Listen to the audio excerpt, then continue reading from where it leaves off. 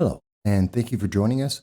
This is Soundbites Allowed, and I am your host, Michael Voss, Dragon of the Southern Tier. I'm happy to be here with you today on August 30th, Tuesday.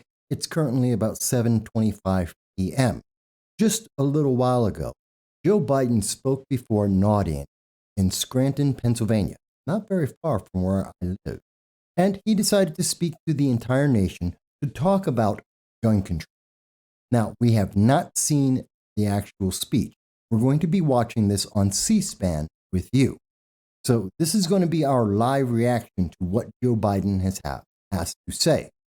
Now, we know he's going to be mentioning the Bipartisan Safer Communities Act, so we have spoken about that in the past.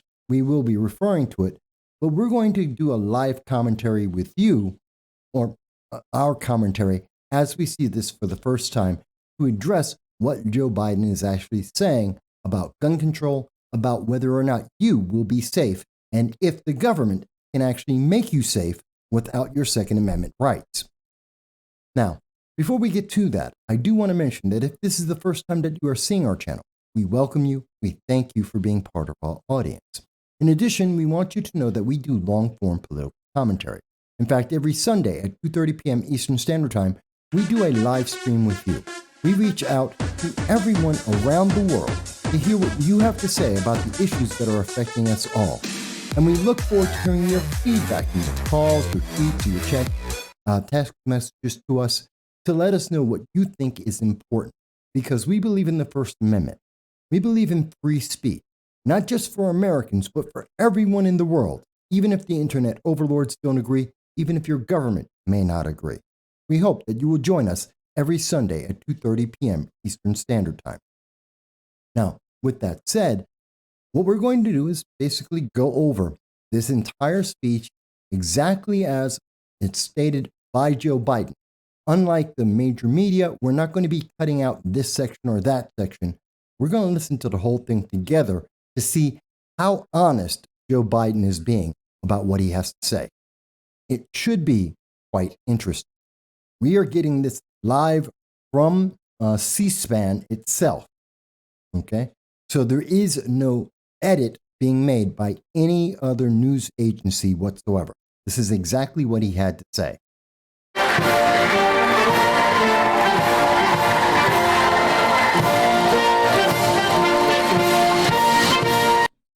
Hang on. That's not Joe Biden. That's not his wife.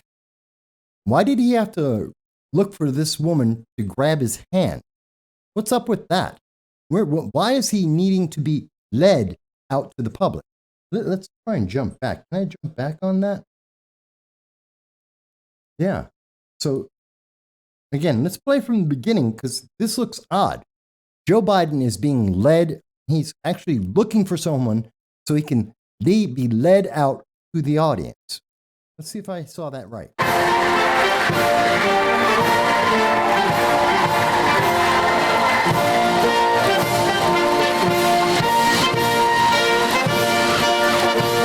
Yeah, he's being led. He was actually looking for someone to lead him out. Well, that encourages me about this conversation. It's going to be amazing.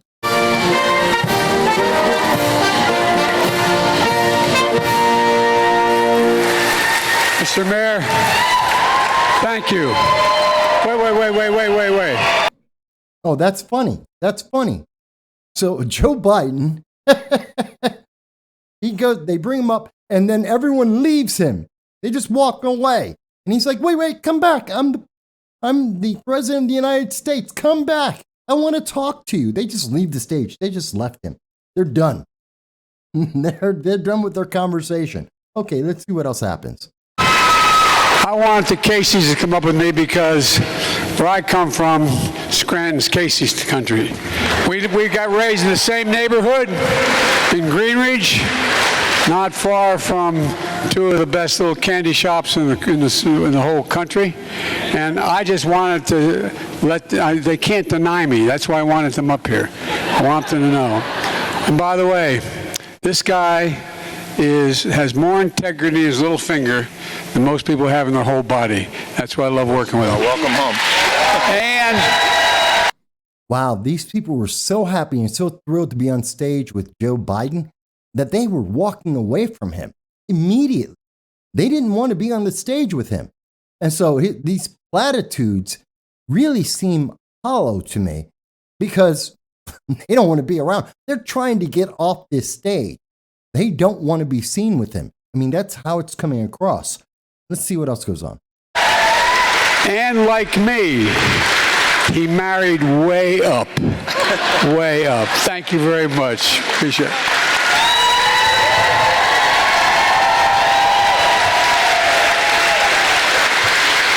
As my mother, Jean Finnegan Biden from Greenridge would say, please excuse my back when I'm speaking. I apologize. And by the way, you know one of the best things of all being President of the United States is the Marine Band. They're the best in the world. Stand up, guys. They are the very, very, very, very best. They can not only play, they know how to fight too. Well, that's why they are called the president's own. God love you. Thank you for being here. Thank you for being here. Well, thank you very much. I wonder how much she was paid to say that. Thank you. How are you, baby? How old are you? If she's over 12, she's too old for Biden. How old are you? 9. Almost double. 9. She's 9. Oh my God. I thought I was making a joke. A 9-year-old said, I love you to Biden. And Biden's like, hey, how you doing, hot stuff? This is sick. Okay. Figures. Well, look, folks, it's great to be here in Wilkes-Barre. I mean that sincerely. Well, thank you. Well, thank you so much. Mayor Brown. Did she just say vote for Trump? Hang on, I want to play that again. I mean that sincerely. Well, thank you. She said vote for Trump. That's funny. Vote for Trump. Well, thank you so much. Mayor Brown, thank you for the introduction and the passport to this great city. And Mayor Cognetti, we're almost in heaven. We're almost in Scranton.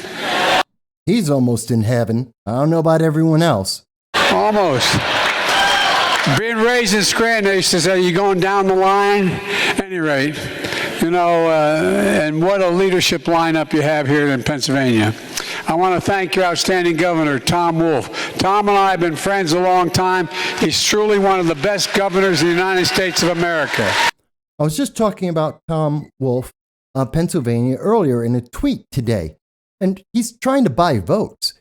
He's actually trying to put out a $2,000 check to help with inflation. He's going to send a check to millions of people in the state of Pennsylvania so that would reduce their inflation burden. But that's why we have inflation, because you're spending money we don't have.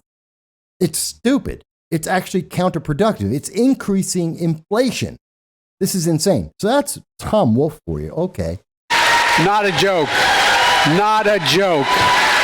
And a stand-up guy. A stand-up guy. And Josh Shapiro is a champion for the rule of law as your Attorney General. And he's going to make one hell of a governor. I really mean it. He doesn't seem to be reading off any cue cards, so I'm surprised he's got all the names right so far. And by the way, he couldn't be here today. Oh, no, wait a minute. Look at his eyes. He is reading off a teleprompter. He isn't saying this off the cuff.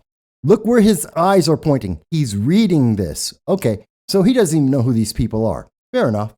Spoke Lieutenant Governor John Fetterman. When I say he's a powerful voice.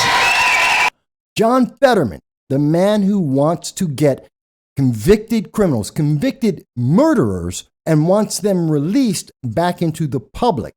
There's the brilliance of John Fetterman. He literally wants to take criminals and to put them back into the public.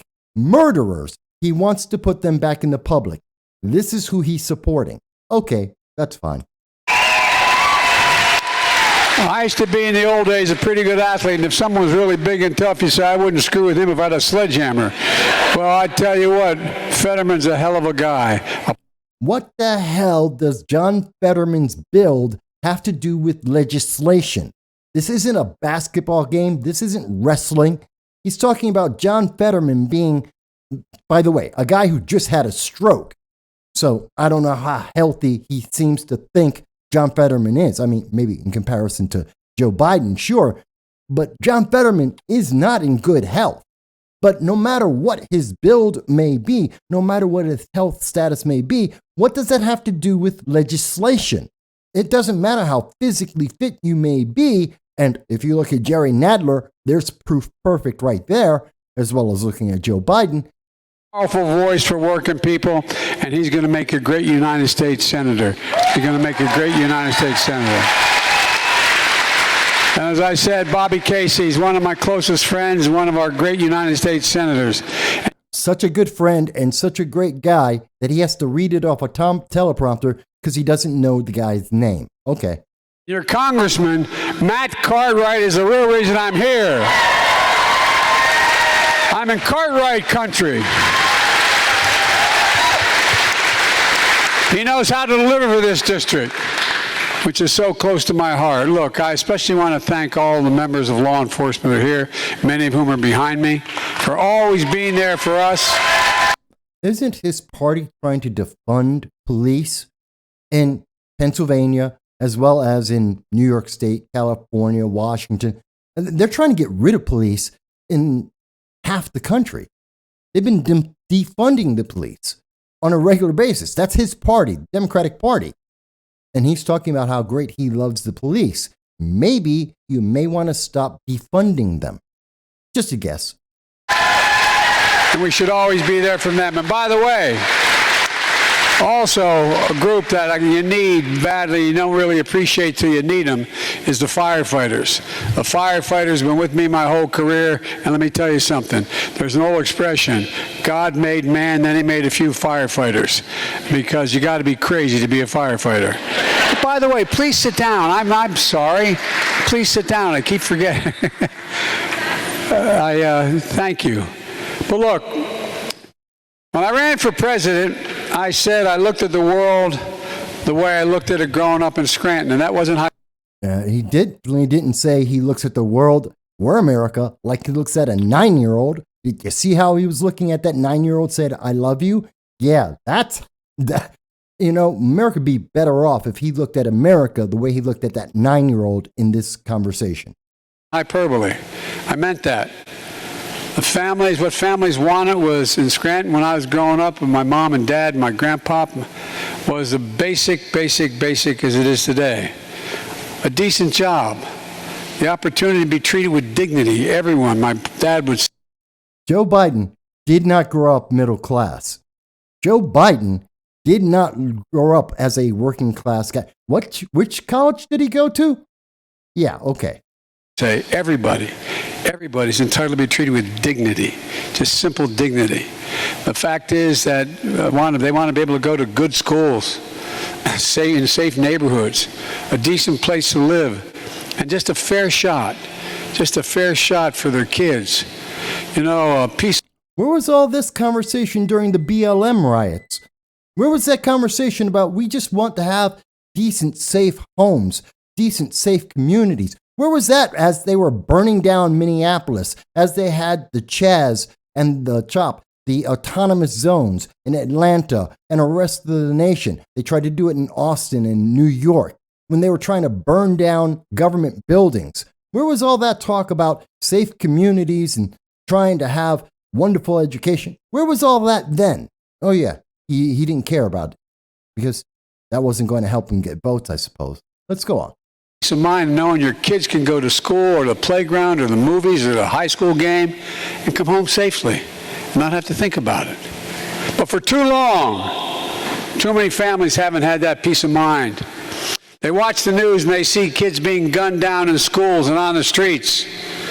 Almost every single night you turn the news on, that's what you see. No, that's not exactly correct. Let's be honest here. Gun violence in the United States, while not unheard of, is not rampant. Let's be specific. Mass shootings, especially school shootings, do not happen every night in the United States. That's fear-mongering. They don't happen every week. That's fear-mongering. They don't even happen every month. That's fear-mongering. In fact, over the last 45 years, on average, there's about, 100 mass shootings a year in the United States? And that's been true since the 1970s. So he's fear-mongering here. He's trying to get you scared. He's trying to put in your mind that you should be afraid. You really shouldn't. But that's what he wants you to think. Let's go on. They see their neighbors lose their loved ones to drugs like fentanyl, which is a flat killer. Where people are dying from fentanyl and overdoses with heroin because the drugs are coming from China, which he isn't stopping. And they're coming into America across our southern border, which is wide open. 5 million illegal aliens have come into the United States. 250,000 illegal aliens every month. His czar, the vice president, Kamala Harris, has done nothing to slow this down. They didn't start coming in these numbers until the day he took office. And they continue to come to this nation. And they're bringing drugs with them and sex slaves. That's what's happening under his administration because he has no leadership and he has no plan. And he avoids the issue. He wants you to feel a certain way. He doesn't actually want to do anything. Well, let's go on. They see hate and anger and violence just walking the streets of America. No, most people do not see hate and violence walking the street. Well over 90%, I would say, 95% of Americans go through their lives every day without any problems whatsoever.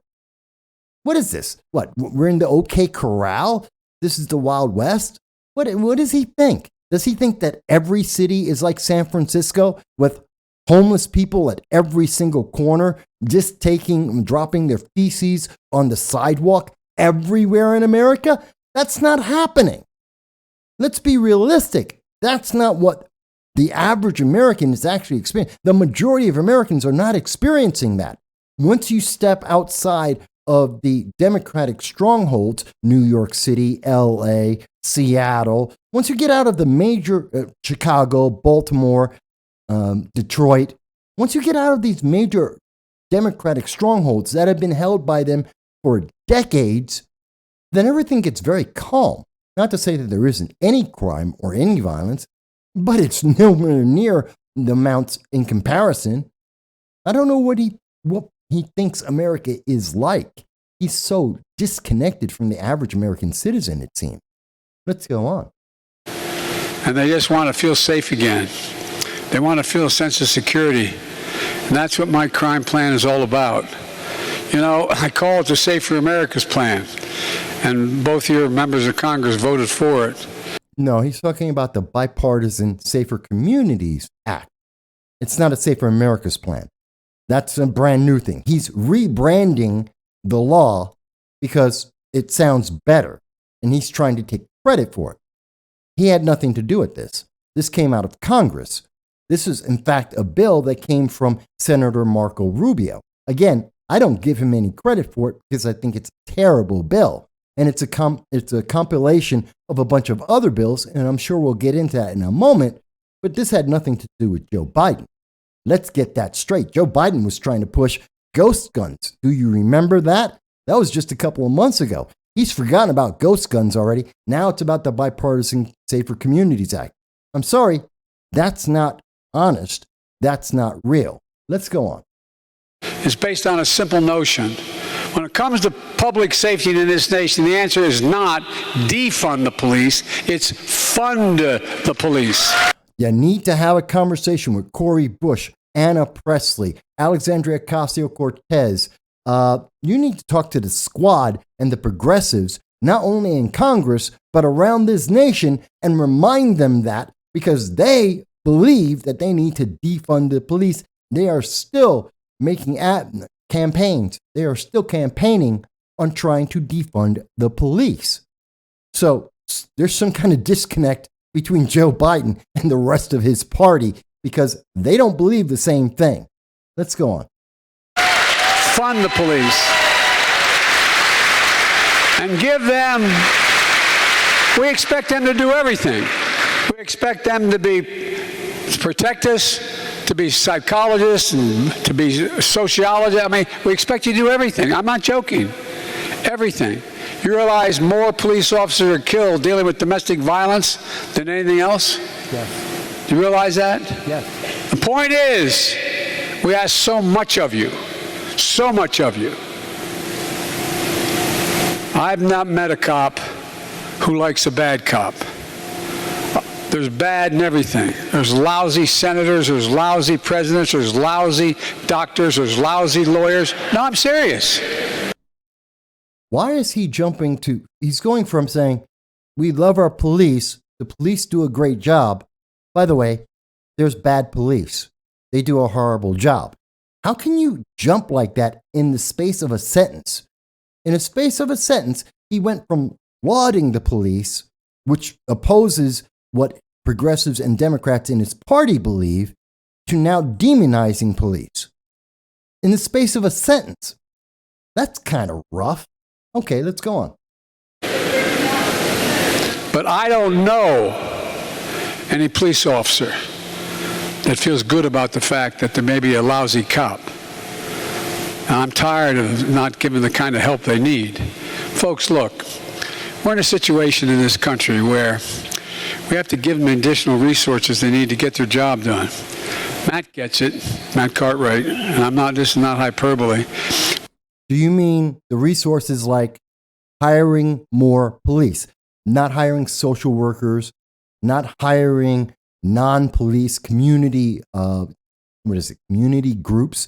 No, we need more police. In fact, every poll that has been put out says that the public want the same or more police. In Minneapolis, as an example, a city that had an autonomous zone for over a year, a city that was rife with riots and they were burned down over $1 billion in damages, 72% of the population wanted more police, not less.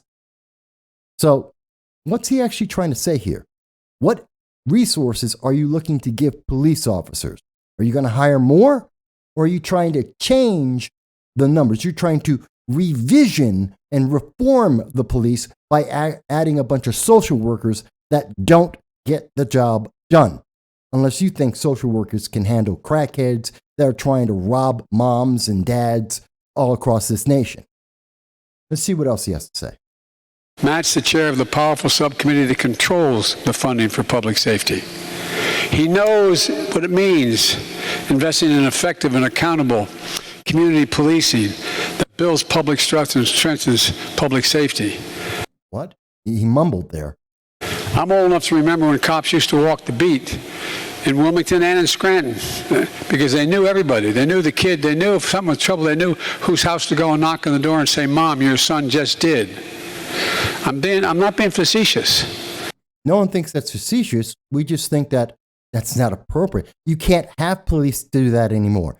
They would get sued out of their minds. It would be called racial profiling if they did that.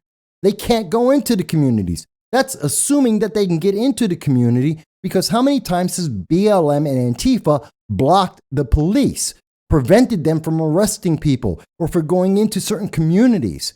So no, it's not that people don't think that was what happened in the past.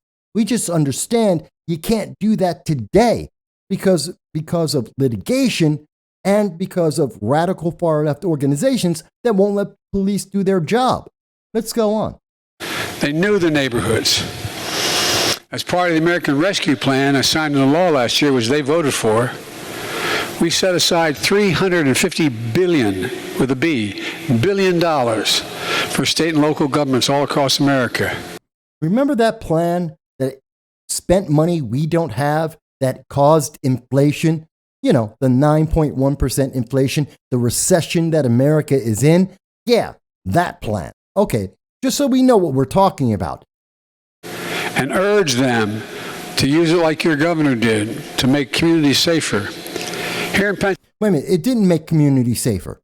If it made communities safer, you wouldn't be talking about the Bipartisan Safer Communities Act today. You wouldn't be talking about gun control today. You wouldn't be talking about the violence that we see that is rampant and has increased across this nation over 27% since 2020. And in particular in 2021. Crime is continuing to increase right now. So your plan failed. Let's be honest. Your plan failed. You said it's supposed to have made people safer. It didn't. You failed. Let's go on. Pennsylvania, Governor Wolf is using $250 million of that money to reduce crime and violence across this state. Not working. And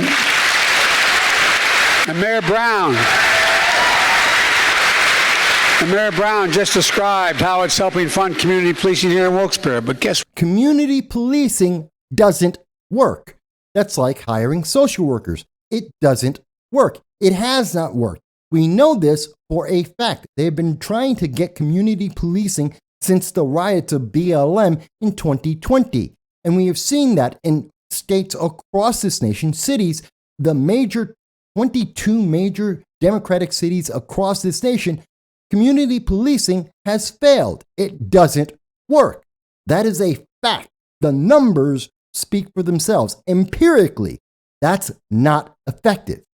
Yet he wants to do more of it? Why? Let's go on. What? Every single Republican member of Congress, every single one in this state, every single one voted against the support for law enforcement. No, they voted against community policing. They voted against wasteful spending. They voted against trying to hire social workers to do the job of police. They voted to protect the police, not to dilute the police, or in other words, defund the police by hiring social workers instead of police officers, instead of hiring community service workers instead of police officers. So let's not try and mince words here. Don't try and recreate the past. The fact is, they voted against your plan, which effectively defunds the police by not hiring police to replace those that have left because they are being sued to hell, whether they do a good job or a bad job. Let's go on. I talk about how much they love it. They voted against the funding. Flat out. Flat out. Every Republican in the House, every Republican in the Senate. Thank God. Thank you for voting against community policing and voting against social workers. We don't need that in our police force. That's not what their job is. Stop trying to redefine what the police department is and what they're supposed to do with some kind of pipe dream, some rainbows and unicorns coming from the progressive left. This is not socialism. That's not their job. Hire police officers to do their job, to stop crackheads and criminals and illegal aliens. Let's start there. That's what we need them for. Every single one. I know we expect so much from our law enforcement officers, so we need to support them. That's why my crime plan to help communities recruit, hire, and train nationwide more than 100,000 additional officers, accountable officers. How many officers has the nation lost under Joe Biden? Since 2021, how many departments are depleted? How many of them are at 50, 60% of their total numbers versus where they were in 2020? See, there's the thing. He's hiring 100,000 police officers. We lost 250,000 police officers, roughly. So we're still down. We don't have enough police officers. He's trying to make it sound like he did a great thing. In fact, his policies have reduced the number of police officers across the nation. So he's not actually helping us. We're not even back to square one. We're still behind. And this is what his policies, this revisioning of the police, this defunding of the police de facto is actually doing. Well, let's go on. For community policing. And I mean it. Folks, when it comes to fighting crime, we know it works. Officers on the street who know the neighborhood, not a joke, who know the neighborhood, who know the families they're protecting, who get the training they need to be able to do their jobs well, who work. How about police? How about we have Border Patrol agents that stop illegal aliens from coming into our country where they often, some of them, commit crimes, violent crimes? How about we do that? Is that worth consideration at all? Work to earn the community's trust. And as we hire more police officers, there should be more training, more help, and more accountability. Without public trust, law enforcement can't do its job serving and protecting all the communities. It was Democrats since 2020, and actually well before then, and going back to 2015, with President Obama inviting BLM into the White House. It was President Obama with his beer summit calling in police officers and accusing them of racism. That's where we saw the police, their image being taken down, where we saw that the trust in police started being obliterated by Democrats and progressives. And now he wants to talk about building them up. It was your party, and it was under your watch that we saw police officers and the trust in police officers being decimated. And now you want to say we want to build them up? I don't believe you. I don't trust you. I have no reason to trust you. If I can just interject for a moment, my deceased son, Bo, he was the Attorney General of the state. What does this have to do with his son? He brings this up every time he's at a speaking engagement. His son, Bo, has nothing to do with what's happening in America today. Nothing at all. I understand the man is grieving the loss, and he will grieve the loss for the rest of his life. I can appreciate that. I understand that. But we're talking about the politics of America in 2022. It has nothing to do with his son whatsoever. Delaware. And what he used to do is go down in the east side, called the Bucket, highest crime rate in the country. There's a place where I was the only white guy that worked as a lifeguard down in that area, on the east side. And you know where you can always tell where the best basketball in the state. His son was the only white guy to work on the east side? Are you sure? Is that real? That doesn't sound correct. State is, and the best basketball in the city is. It's where everybody shows up. He'd go down and hang out and sit on a bench with my grandson, who's now 17 years old.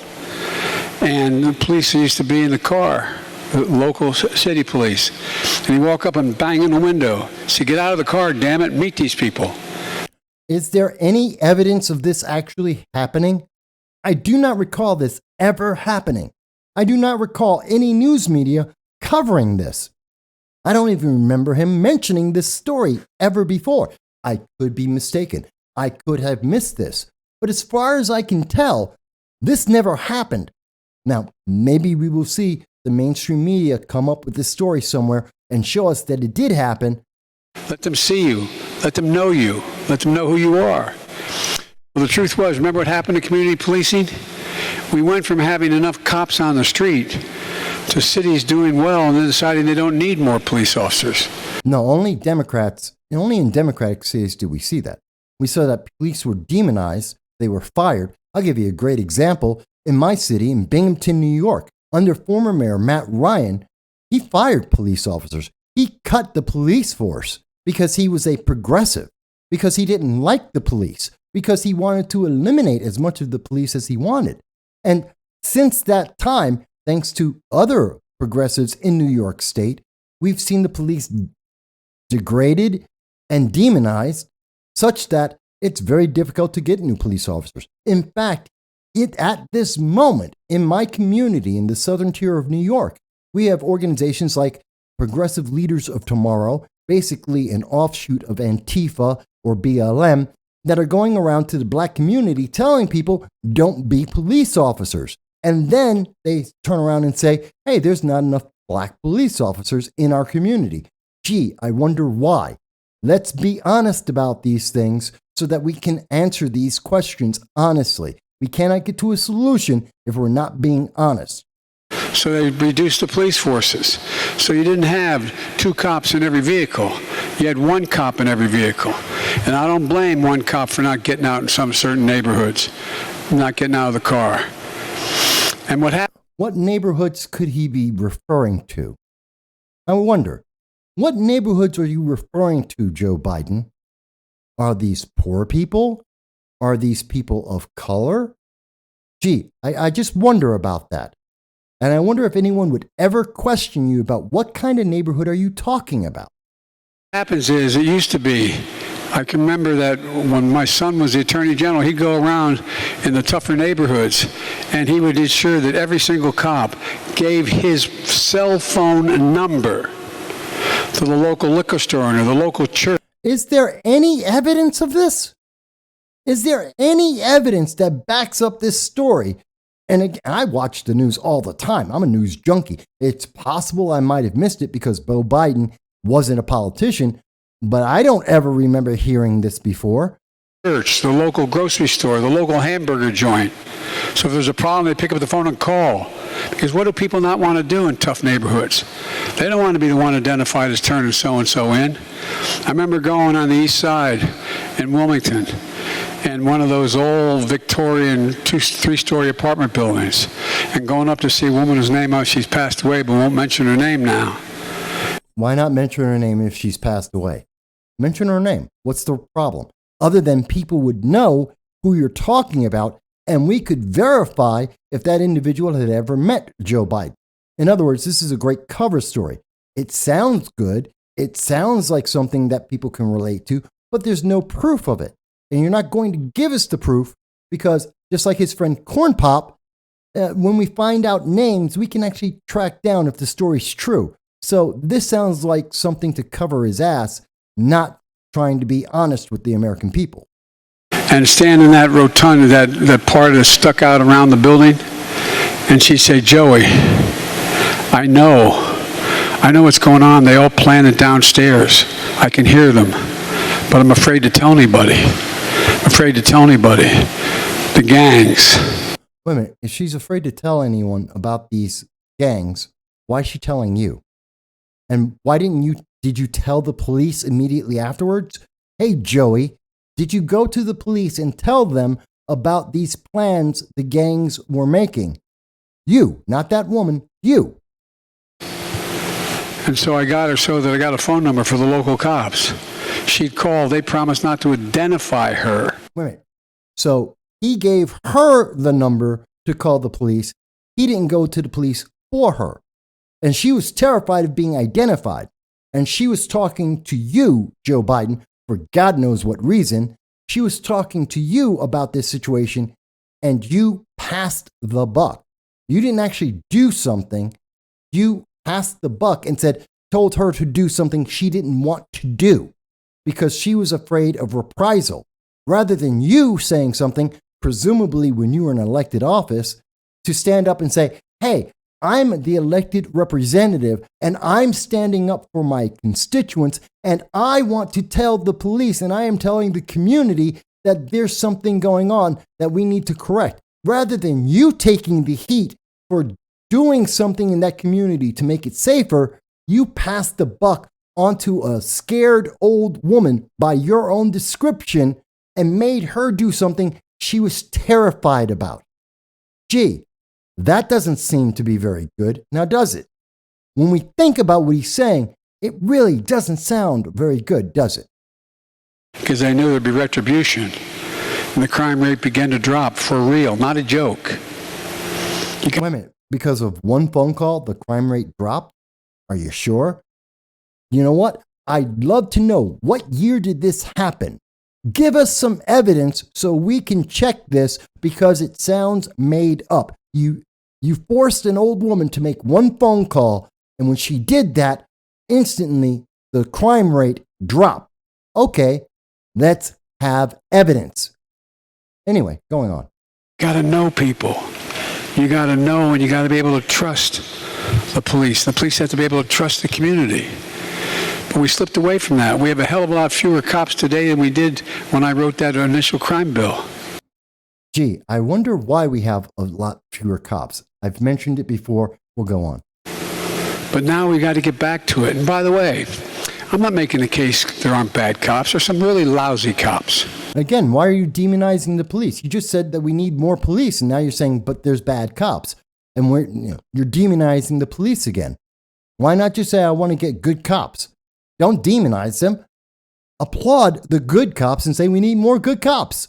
That's all you need to say. But no, you want to demonize them because your party is demonizing the police, and progressives are in control of your party, saying that they have to defund the police and get community officers instead, to get social workers instead of police. So that's why you're doing this. Let's be honest. There's some really lousy doctors. There's some really lousy lawyers. I mean it. But you're not trying to get rid of the lousy doctors. You're not trying to get rid of anyone else that's bad at their jobs, just police. So I have to wonder why. Why is it just that one? You're not trying to improve America. You're trying to change America. Let's be honest. Here's the point.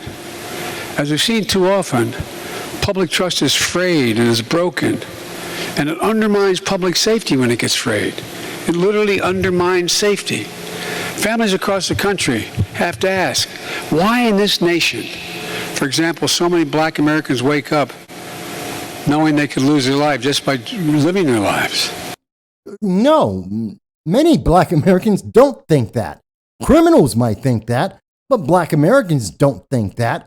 We don't run around going, oh my God, a police officer is just going to shoot me out the blue just because I exist, because I'm on a bus going to work. That's not what black people think. And if he had more black people around him, maybe he would realize that some real working class people, that's not the fear. People fear the criminals, the gangs, the drug dealers.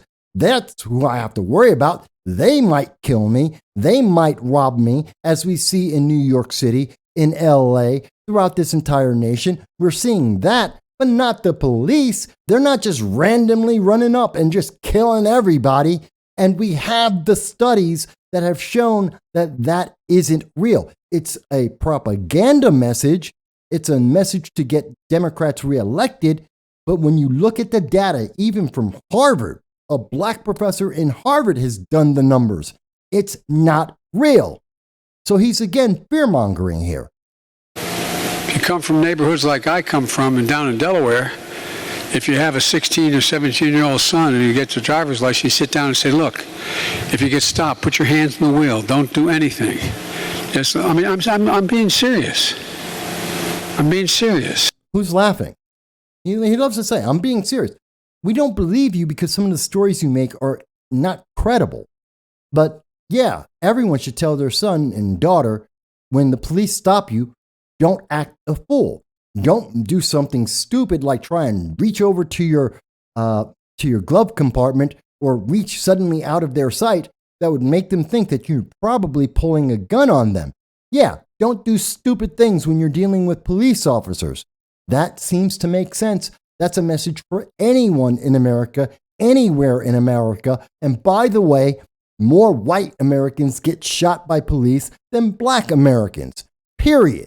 That is a fact. Yet again, not going with the narrative the media wants to sell you, but the reality, the empirical facts are more whites get shot by police than blacks do. That's just the truth. Let's go on. But here's the point. Simply jogging, sleeping on their homes. They made headlines or not, they've a lot of lost souls. Wait a minute, you're trying to say Breonna Taylor? Sleeping in their homes? Breonna Taylor, who was working with drug dealers that the police were trying to investigate, who had a warrant, and they were being shot at, and she was not sleeping in bed. Again, details. There's a lot of details to that story. It's not what he just described. He wants you to empathize with his point of view that police are bad. Again, he's back to the narrative that police are bad, and he's giving you a mixed up story that isn't correct and has been proven in documentation in the courts that it isn't correct. Well, let's go on. Increased trust makes policing more effective, and it strengthens public safety. And the communities, by the way, that want the police more than any other community are the tough, poor communities. Well, yes, Minneapolis, as an example, like I said, 72% want the same or more police in their communities.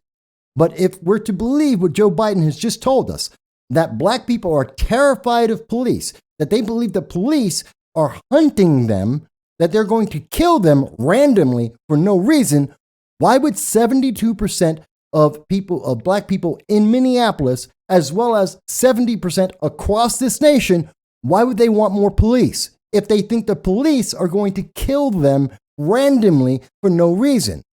The logic doesn't make sense. Stop and think about the logic. I understand the emotion he's putting out there, but stop and think about his logic. It doesn't make sense. Black communities, all communities across America, want more police. Why would they want that if they think the police are dangerous? Does that make any sense?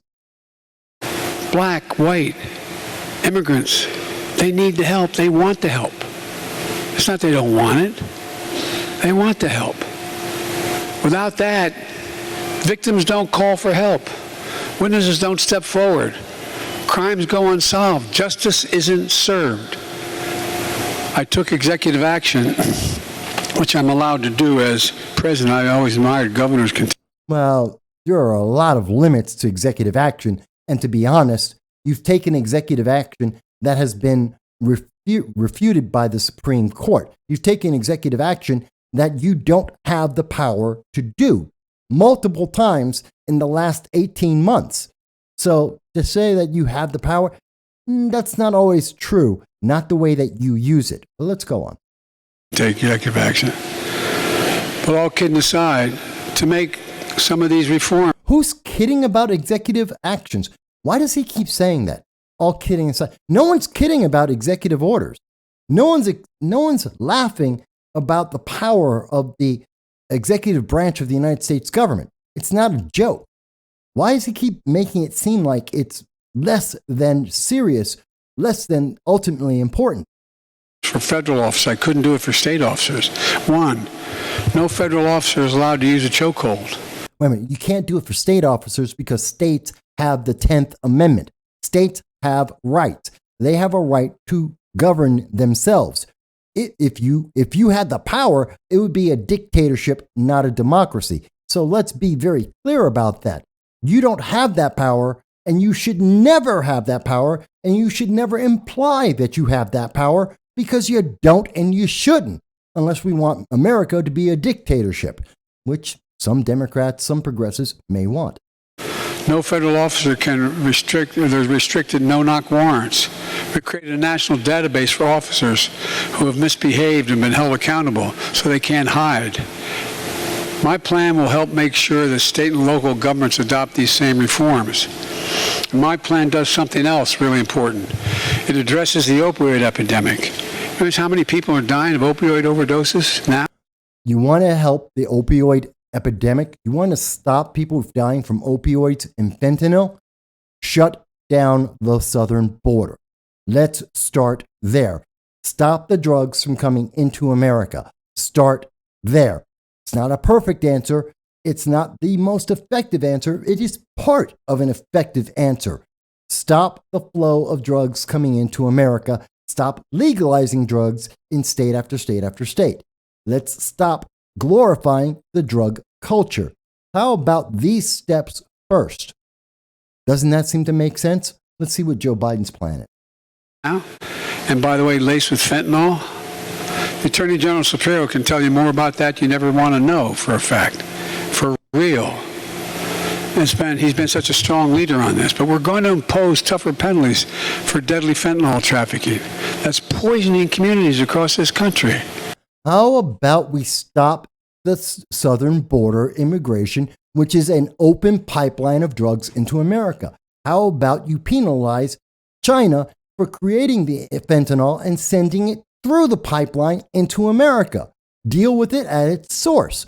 Cut the source of fentanyl, and guess what? You will reduce the number of overdoses.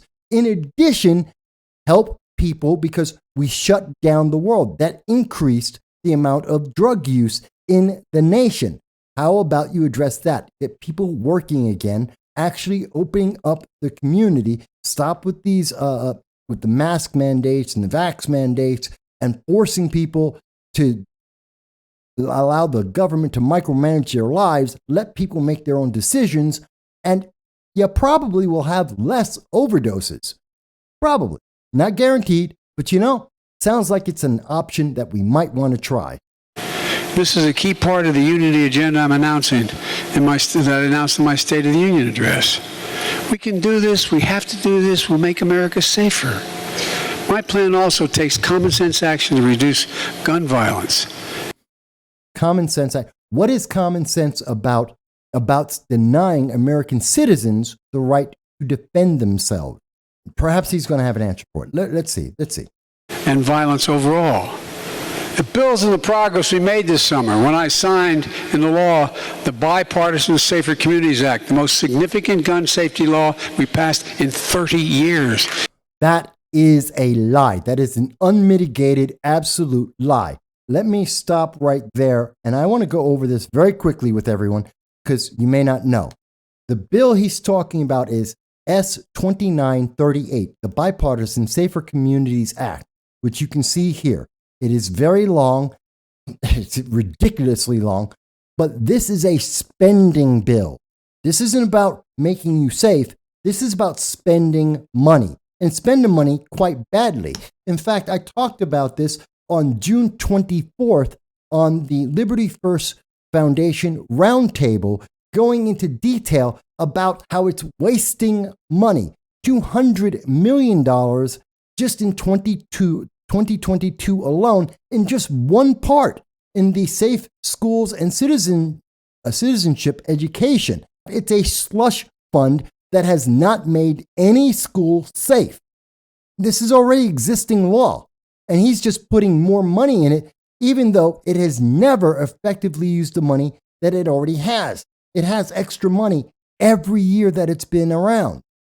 It was a Saturday, and we were talking about the 300 Southern Illinoisans that had to give up their firearm gun rights because the state of Illinois decided that they wanted to use red flag laws to take away people's rights. And they did that because they were paid for it. In fact, I said on the Rory Sauter show, and I want you to hear what we were talking about.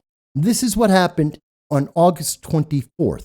Bipartisan Safer Communities Act that was just passed.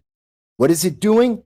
It's going to pay the state of Illinois for every single person that is put on a red flag list. They are getting paid by your taxes to go out and to remove the rights of American citizens. So maybe, just maybe, this compliance check by the state of Illinois wasn't so much about making people safe suddenly and out of the blue, but no, more about Illinois getting your tax dollars for putting a dollar sign on the backs of their citizens and taking away their rights for no reason at all, because not one crime was committed and the violence in Illinois did not go down. The city of Chicago is not safer. Why? Because the criminals aren't registered and don't care about the law. So again, this is what Joe Biden is talking about, because what he's talking about is what happened in Illinois, where they went out and got paid for the red flags, for putting American citizens on the red flag list. 1/3 of everybody that they went out and did a compliance check with wound up losing their rights, and the state of Illinois got a check. They got paid for this. So when we hear Joe Biden talking about how this is making you safe, it isn't making you safer. Red flag laws have not made anyone safer. Red flag laws have been around since 1999.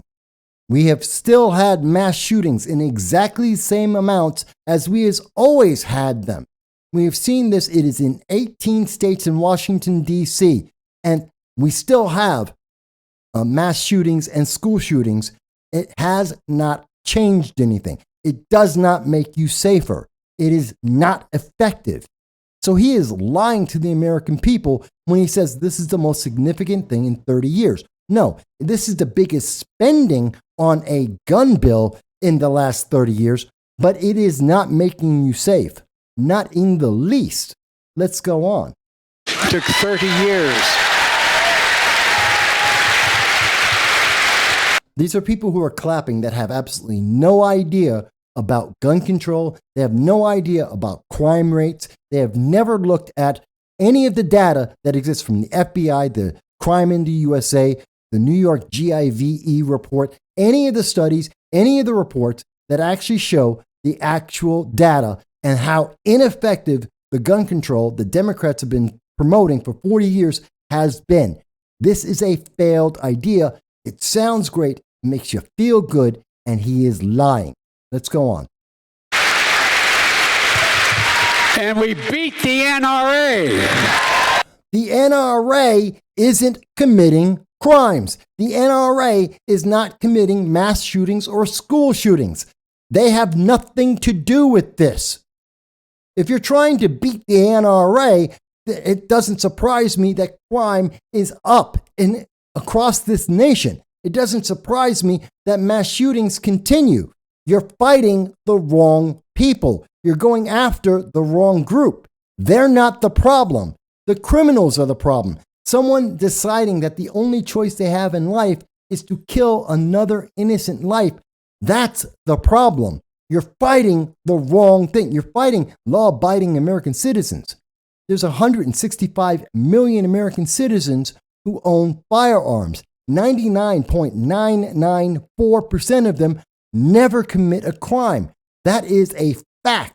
That is the factual number. You're after the wrong people, sir. No wonder you're ineffective. Let's go on. We took them on and we beat the NRA straight up. You have no idea how intimidating they are to elected officials. The NRA was against it, which means the vast majority of Republicans in Congress couldn't even stand up and vote for it. Because it has nothing to do with the NRA. It has to do with what is effective. You are paying states to take away the Second Amendment rights of American citizens without a crime ever being committed. That's what red flags do. And that's what the Bipartisan Safer Communities Act does. It pays states to put people on red flag lists without ever committing a crime, without them being able to defend themselves. That's why Republicans didn't vote for it. That's why the NRA is not in favor of it. That's why most Americans who have firearms aren't in favor of it. It's a bad bill. It has nothing to do with the NRA. Because they're afraid of the NRA. It's not unusual. Every Democrats, Republicans, senators, they get afraid of certain interest groups. Wait a minute. Oh, wait a minute. Democrats are definitely afraid of unions. Democrats are definitely afraid of the green energy lobby. But don't conflate that with Republicans saying you have a Second Amendment right and they will not be infringed, that you should not be punished for a non-crime without being able to defend yourself, to not have the due process of law. Do not conflate that Republicans are standing up for the American people and their rights versus Democrats who are trying to be obedient to unions and other special interests. They're not the same thing. Don't conflate these two things. They voted against it. Law enforcement supported it. Faith leaders. No, some law enforcement supported it. And in particular, unions, police unions supported it. Again, that's a union. Many police officers didn't. And many police officers are not complying with these laws across the nation because they're unconstitutional. But let's go on. And teachers supported it. Victims. Teachers aren't police officers. What does it matter if teachers support it or not? They're not police officers. Gun violence and their families supported it. Young people in this country, like the students of this great university, supported it. Emotions. People who have been emotionally manipulated support this. Fantastic. It doesn't mean it's effective. It doesn't mean that it's good. Just because people feel good about it doesn't mean that it's effective. How hard is that to get through? Yes, Some people who believe Joe Biden actually knows what he's talking about believe that he feels good about this. That doesn't mean you're safe. It doesn't mean that it's effective at stopping crime. It won't stop opioids. This is not effective. Just because he says it feels good and he hopes that it will work doesn't mean that it will. It's not that hard to figure out. Let's go on. And the NRA and the vast majority of congressional Republicans voted against it, saving lives and keeping America safe. But guess what? We took on the NRA and we're going to take them on again, and we won. And the NRA, how many times do I have to say it? The NRA is not the enemy. The NRA is not the Crips or the Bloods. It's not MS-13. They're not the gangs that are coming into America, some of them over our border, that are committing the crimes in Chicago or in Detroit, Baltimore, LA, New York, San Antonio, Austin, Boulder, Colorado. There's so many cities. They're not the ones who are causing these problems. Let's get this serious. Let's be serious about this. He's out of his mind. And we will win again. But we're not stopping here. I'm determined to ban assault weapons in this country. Assault weapons are machine guns. Let's get that clear. There are assault weapons. By the way, you have a right to own assault weapons. That means a machine gun. That means a flamethrower. That means a mine layer. That means a rocket launcher, a tank. You have the right in the United States to own that. You have always had that right under the Second Amendment, and American citizens do. Americans own 732,000 machine guns right now. Americans own tanks right now. That is a fact. So let's be very clear about this. Assault weapons exist in America, and they aren't used in crimes. Let's also be clear that rifles are not assault weapons, period. A semi-automatic rifle, a rifle is not an M16. They are not these assault weapons. They're not machine guns. He's conflating these ideas to try and confuse people and make them believe that everything is a Hollywood movie. Just because Schwarzenegger uses an M16 like an M60, it's not the same thing. Determined. I did it once before, and I'll do it again. Wait a minute. What did you do before? Are you talking about the gun ban in 1994, which wasn't something that you did? You're taking credit where it's undeserved. Look up the actual records. The truth is, he didn't do that. So he's taking credit for something he didn't do. In addition to that, we're talking about today, it's in Congress. It has nothing to do with him again. So if you're talking about H.R. 1808, well, that has nothing to do with Joe Biden. In addition, the fact is, and the data is, the empirical fact is that the gun ban did not make people safer, period. Did not do it. And this gun ban won't make people safer. In fact, the gun ban that's in Delaware isn't making people safer at this moment. So he's lying to people, and he's using emotions to make you feel like you're going to be safe without actually being safe. For many of you home, I want to be clear. It's not about taking away anybody's guns. In fact, yes, it is. Yes, it is. A gun ban takes away the right for someone to own a firearm and takes away those guns from people who do have it, especially if you don't have the correct license from many states, because then they will take it away, just like in New York State that they have planned that. They are trying to take your guns. We've heard that Beto O'Rourke has come out and said it many times, that he is trying to take away your AR-15s, your AK-47s. He's a member of the Democratic Party. He's one of the prominent members. We've heard Kamala Harris say that too. Yes, you are trying to take our firearms. You are. And you're taking away our right to those firearms, which is even worse. So don't lie to the American people. That is what you are doing, and that is what you intend to do. My God, this is so terrible. We should be treating responsible gun owners as examples how every gun owner should behave. They are examples. 99.994% of gun owners are legal, law-abiding gun owners. And they're do fantastic. They're not the problem. Concealed carry holders are not the problem. Criminals are the problem. Entirely different group. Can you get that through your head?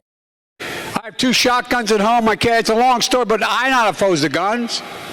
But I support the Second Amendment, But the Second Amendment. You're not supporting the Second Amendment.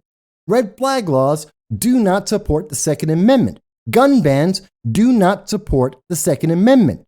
Telling people they don't have a right that they actually have. Telling people they can't own certain firearms that hundreds of thousands of Americans actually own at this moment is not supporting gun rights.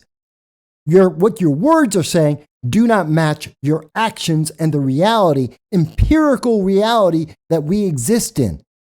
This man is lost. As one of the most conservative justices in history, Justice Scalia once wrote, quote, like most rights, the rights granted by the Second Amendment are not unlimited. They're not unlimited. Wait a minute, that's one person's point of view, but there's a big difference from their rights are not unlimited, therefore you can't have a nuclear weapon, okay, versus I can't have a rifle. There's a big difference. There's a world of difference between do I have the right to have an F-15 or whether I have a rifle. They're not in the same categories.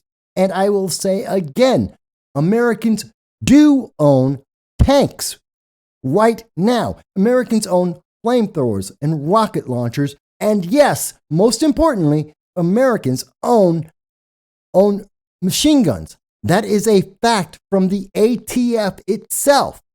You just have to look it up. So there is a world of difference about what Joe Biden is saying and what is true in the world. Right now, you can't go out and buy an automatic weapon. Yes, you can. Yes, you can go out and buy an automatic weapon. And hundreds of thousands of Americans have done that. It requires an additional license. That's true. But you can do it. You have that right. Joe Biden is saying you don't have that right. He is lying to you. That is not correct. That is not true. You can't go out and buy a cannon. You can buy a cannon, and Americans do own cannons. And for those brave right-wing Americans who say it's all about keeping America's independent and safe, if you want to fight against the country, you need an F-15. No, you don't. You don't. Let's look at Vietnam, Afghanistan, Iraq, looking at Sri Lanka, looking at Panama, looking at Venezuela. There are lots of places where Myanmar, the Philippines, there are lots of places where the government has all the weapons and they still get toppled. You don't need an F-16. And in particular, in the United States, we don't even need to go that far. We just have to elect better leaders. So we can change our government by electing better politicians. So he's mistaken on multiple levels here, and history, the facts, the empirical reality does not agree with what he is saying right now. This is emotional manipulation. This is propaganda. You need something a little more than a gun. No, I'm not Yeah, you need a vote. joking. Think about this. That's why people are laughing at him, because it's a joke. All you need is a vote. You need to vote, and you need to be involved in the politics at the local, state, and federal level. That's all you need to change the United States. You don't need firearms at all. Think about the rationale that's used to provide this, and who are they shooting at? Shooting at these guys behind me. No, criminals shoot at the police. That's true. BLM and Antifa shoot at police. That's true. That's a fact. We've seen that repeatedly. But No, 99.994% of America, 160 million Americans, do not shoot at police. They do not shoot at their neighbors. They are law-abiding gun owners. And they don't have to attack their government. But it is our right, as described by our founding fathers, who had just gone through an entire war, that you should be able to protect yourself from a corrupt government. That is a fact.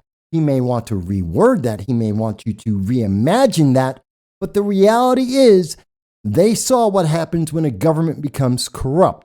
And they want to make sure that American citizens throughout history will always have the ability to protect themselves from a corrupt government, which is a wonderful safeguard against the government. It keeps the control in the hands of the people and not the government.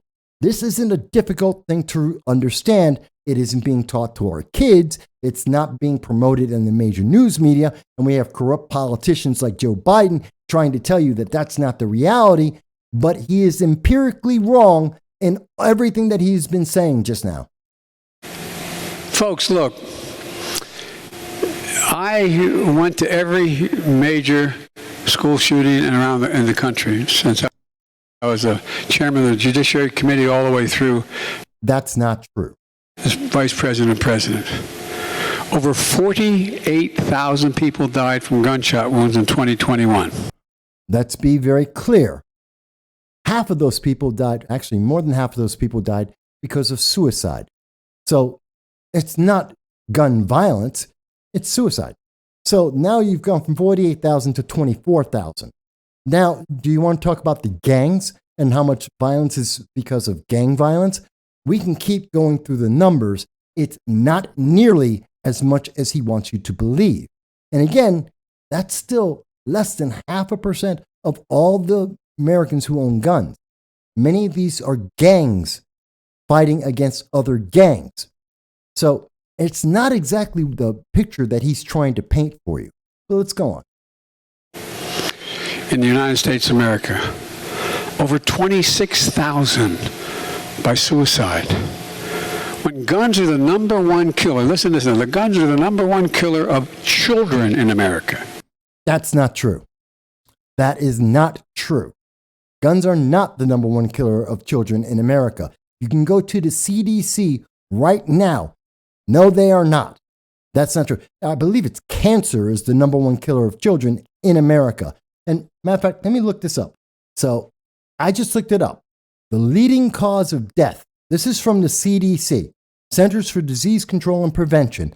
From their page right now, if you check this out, and I did that at 8:43 p.m. on August 30th. Right now, the leading cause of death, children ages 1 to 4, accidents, congenital malformations, birth defects, and assault. That's number 3. Children ages 5 to 9, accidents, unintentional injuries, cancer, and birth defects. Children ages 10 to 14 years, accidents, unintentional injuries, intentional self-harm, suicide, and cancer. This is not guns. Guns are not the number one threat to children. He is lying to you. This is from the CDC itself, and I am doing this live. He is lying to the American people to push an agenda because he knows it's manipulating the emotions of the American people. Let's continue. Of children, and number one, more children die from guns than active duty police and active duty military personnel combined. I do not believe that's correct. I'd love to see a source. I would love to see a source because we were just at the CDC and that's not real. Let's go on. Hear that again? More children in America die from guns than active duty police and active duty military. I had to look that up. And this is what I found from NBC News. President Biden claims more kids are dying from guns than cars. Well, that's not true. Okay. So he's changed the story slightly because he got fact-checked. Because that's not true. 21-year-olds are dying from guns at a higher rate than any other age. 21 isn't a child. When asked for a source of the president's claim, the White House spokesman replied with a link to a Scientific American article about gun deaths among 1 to 24. To 24. So I just wanted to point this out very quickly, that Joe Biden is making up numbers and he's using sources that aren't correct, and he's adding in groups of people that aren't children. At 24, you're not a child. At 18, you're not a child. In the United States combined, we have to act. We have to act for those families in Buffalo, Uvalde, Newtown, El Paso, Parkland, Charleston, Las Vegas, Orlando. I've been to every one of those sites. They're all very different things.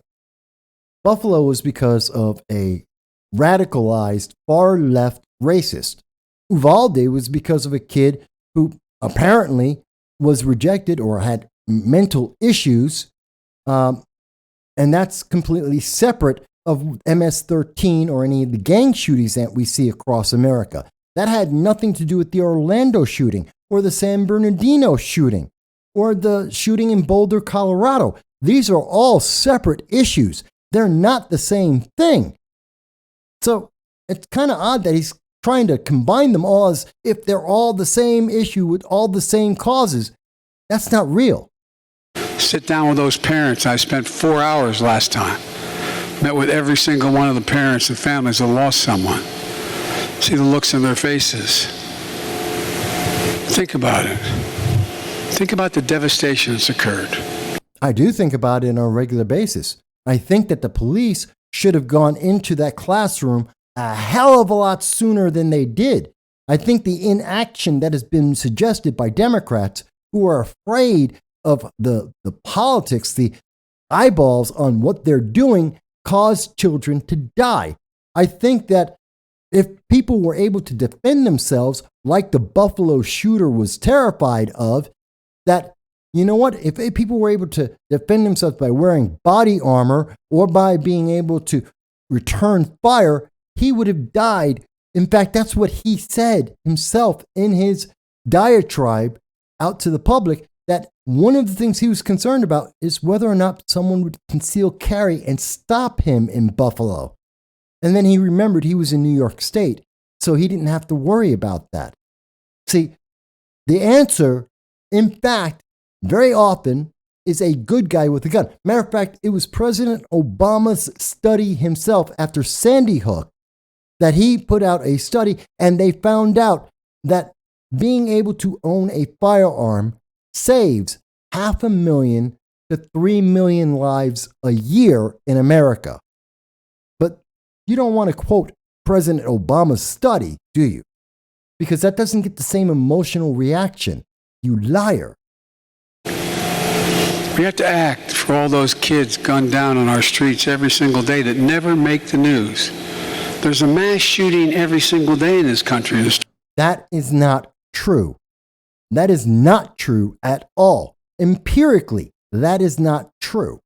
Streets of America every single day. You have to act so our kids can learn to read in school. Mass shootings, school shootings, are at the same levels that we've seen consistently since about 1990. It's been very consistent. Kids get to go to school on a regular basis. Perhaps they would even feel more secure if we had armed security, as was recommended by the Parkland study, the Parkland school shooting study, the report that they did on how to protect children, which wasn't to disarm the public. It was to provide armed officers in the schools. So again, he's looking at this from the wrong point of view. He's looking at disarming the American people, not protecting the American people. They're not the same thing. Instead of learning to duck and cover. Literally, schools all across America. Kids are showing up.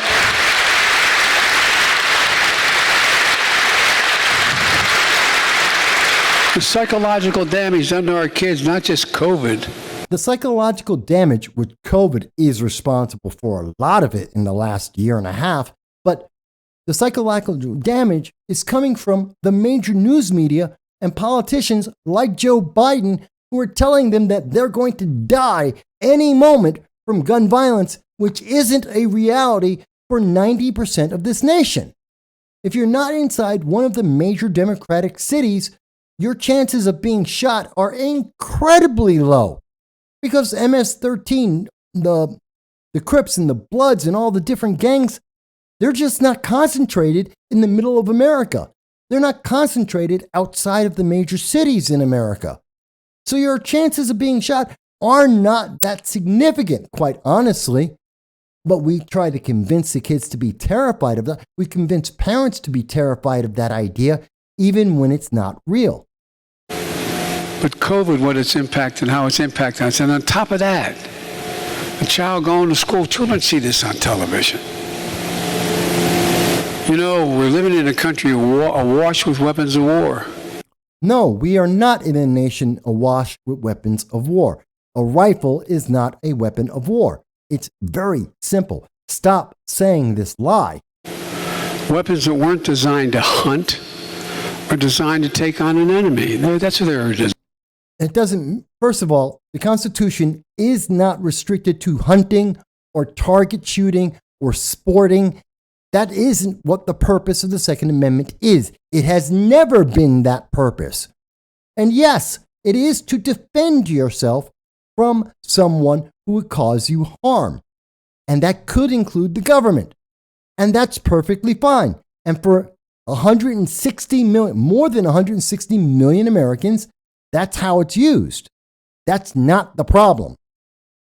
So he's misrepresenting the facts again. Designed to do. For God's sake, what's the rationale for these weapons? I don't know. Maybe we're afraid of, like in the Ukraine, where they have to defend themselves from a government that wants to take them over and oppress them. Maybe that's the same idea. Is this difficult to understand? It shouldn't be, considering we've given them $54 billion. It should be pretty self-evident. Outside of a war zone, they inflict severe damage. When I was recently in Uvalde,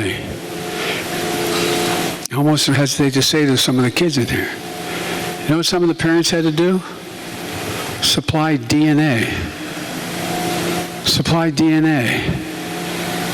Because the AR-15 just rips the body apart. No, it does not rip the body apart. This is someone who has no idea what the AR-15 does. This is said ignorance. This is Hollywood. This is him Hollywoodizing firearms. The AR-15 does not rip people to shreds. It does not. I have fired the M16 in my time in the Marines. I have fired other firearms as well. Rifles do not shred human beings. In a movie, they might. In reality, that's not what they do. He is sensationalizing this. He is using your view of Hollywood to confuse you and to conflate what he's trying to push. This is manipulation. This is propaganda. Could not identify the body. A 20-year-old kid can walk in and buy one? Yes. DNA to say that's my baby. What the hell's the matter with us? No, what's the hell is the matter with an insane person who decides that the best choice in their life is to assault children? I'm sorry. 165 million Americans aren't running around saying, let's go and shoot up schools. That's not the reality. A single psychotic, demonic individual made that decision. We see that very rarely. That's not, the American people aren't the problem. The firearms American people own, the machine guns and tanks that American citizens own aren't the problem. It's the mentality of this demonic individual that wants to attack innocent children. That's the problem. Stop conflating the two. They're not the same. No, I'm not joking. Think about it. What are we doing? And by the way, my dad used to love to hunt. in the Poconos when we lived in Scranton. Hunting has nothing to do with the Second Amendment. Who cares? How many deer bear wearing Kevlar vests? What's that got? Again, hunting has nothing to do with the Second Amendment. This is a fallacy, and he knows this is a fallacy. He's been in government far too long to not know this. This has nothing to do with hunting. Huh? Not a joke. Do you realize the bullet out of an AR-15 travels 5 times as rapidly as a bullet shot out of any other gun? That's not true. 5 times is lighter and can pierce Kevlar. Depending on the type of bullet that you have, depending on the distance that you're at, many firearms will be able to do that. But again, that's not necessarily true. He's making up his own information here. That's not realistic. Imagine being a parent, not just losing a child. You can have a handgun that will be able to pierce Kevlar if you have the right bullet. We've been seeing that. They used to be called cop killer bullets. I remember that from back in the 1980s. And you didn't need a rifle for that. Again, he's trying to set up an emotional experience because he's fudging the facts themselves. He's lying to the American people. Again. But not being able to physically identify the child or the adult because they've literally been blown apart. M6, an AR-15, and an AK-47, they do not blow people apart. That is Hollywood. That's not reality. We equip our service members with the most lethal weapons on earth. No, we don't. To protect all of us. No, we don't. We give them the most cost-effective firearm. There are better firearms in the world than the AR-15. It is a good, effective, cost-effective firearm. Absolutely. It fires a popular round. That's true too. But it's not the most powerful. It's not the most effective. It's not the best. Again, this is someone who doesn't know anything about firearms, hasn't served a day in the military in his life. He has no idea what he's talking about. Protect Americans. But we require them to receive significant training, extensive background checks. I was in the Marines. Do you know how long it took me to get qualified with I spent 4 weeks learning the M16. That's extensive training. You can get more training as a civilian.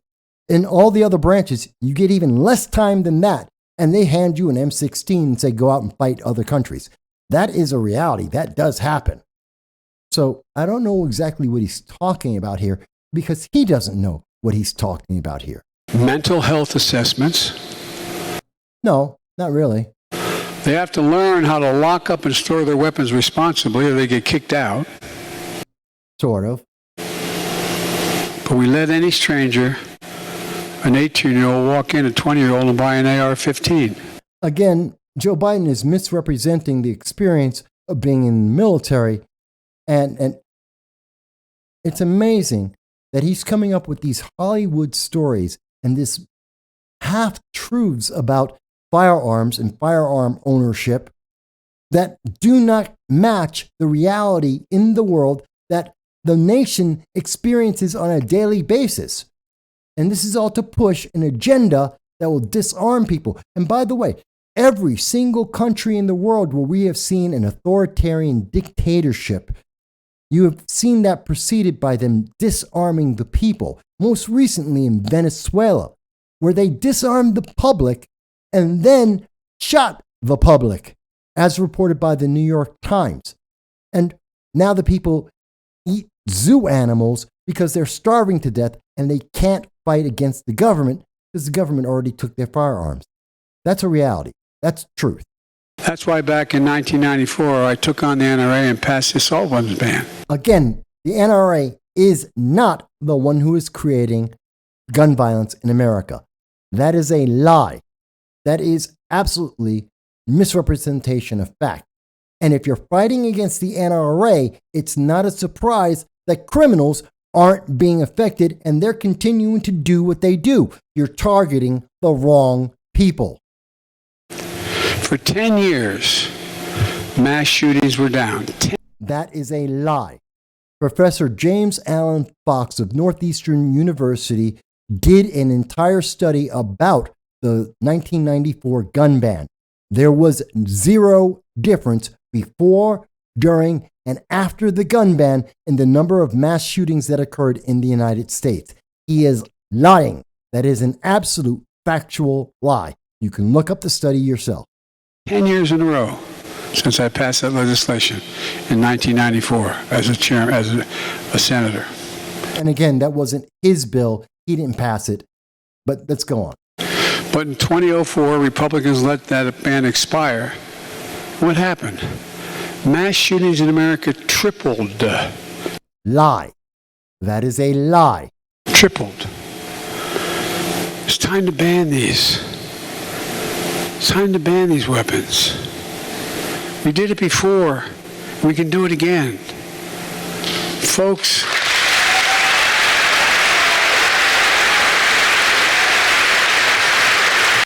these are all people who are clapping that have absolutely no idea they don't realize that he's lying to them, or maybe they agree with the lie that he's making. I don't know. But it's not true. And they're clapping and applauding this fallacy. Now, here's one guy, if you notice his face, he doesn't seem to be buying it. Here's another guy over here. He doesn't seem to be buying it. This guy over here doesn't seem to be buying it. That guy definitely doesn't seem to be buying it. Look at these people. She's clapping. She doesn't even know why she's clapping. Just everyone else is clapping. This young girl, she's just lost. She's completely zoned out, it appears. This is stupid. This is stupid.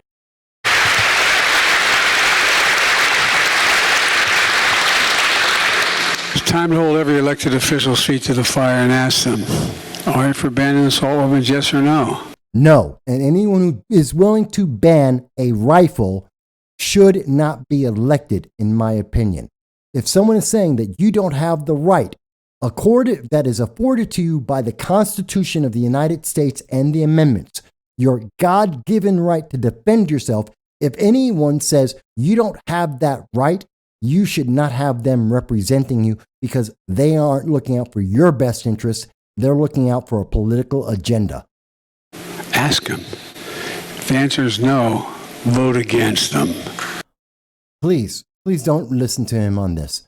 This man doesn't know what he's talking about. He's been lying to you for I don't know how many minutes now. He's been lying nonstop. Do not do what he says. And look at the audience. Again, this guy doesn't believe what he's talking about. That guy doesn't believe what he's talking about. This guy isn't loving what he's talking about. Look at these people. There are faces around him that do not believe him. I bet every single one of them that are looking at this like he's out of his mind are gun owners. I bet you. Anyway, let's go on.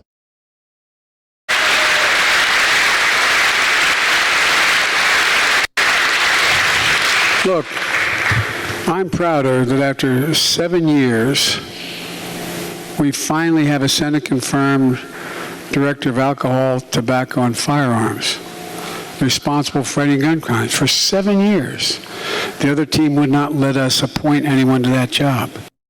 If you go back 7 years, that goes back to Obama. Obama didn't get someone in there. Now, yes, Trump didn't get someone in there either, and that's a problem. Looking at the people that you've picked, Joe Biden, that are willing to take firearms away from American citizens. Yeah, you put in political hacks. That's not something to celebrate.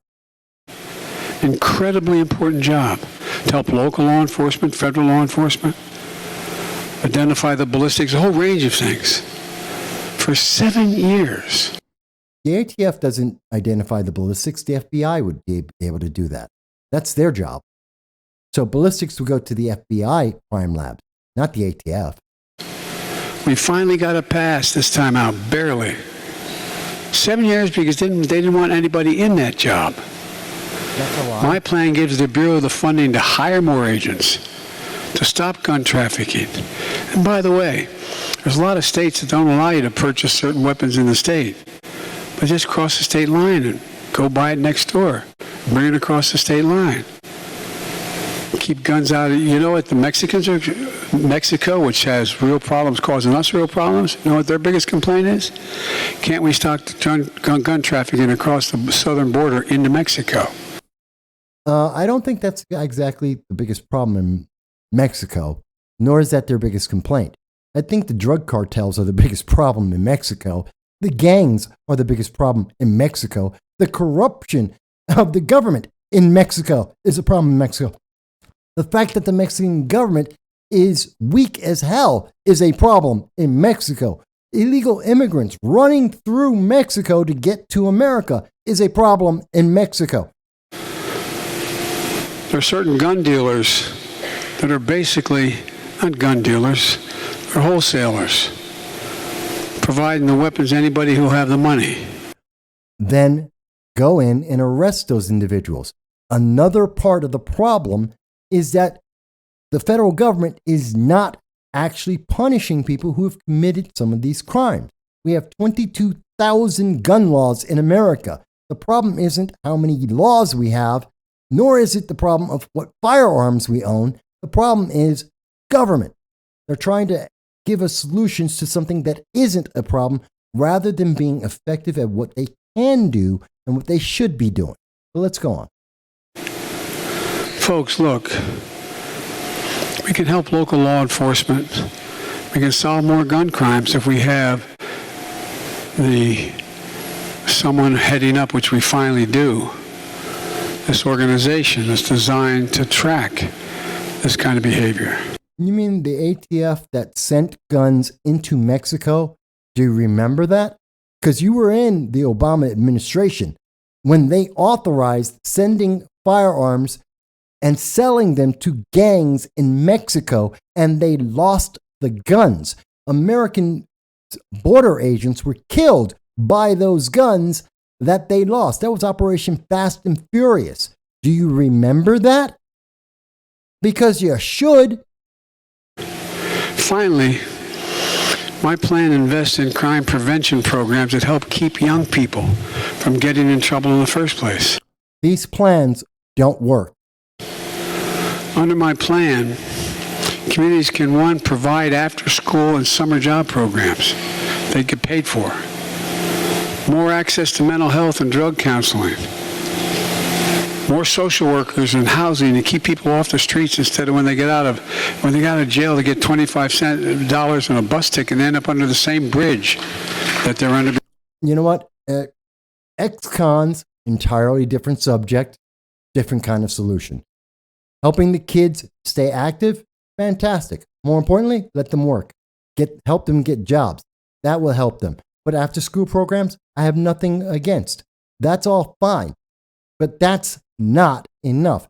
That's not going to stop the problem because that's not the source of the problem. Let's be honest. Before.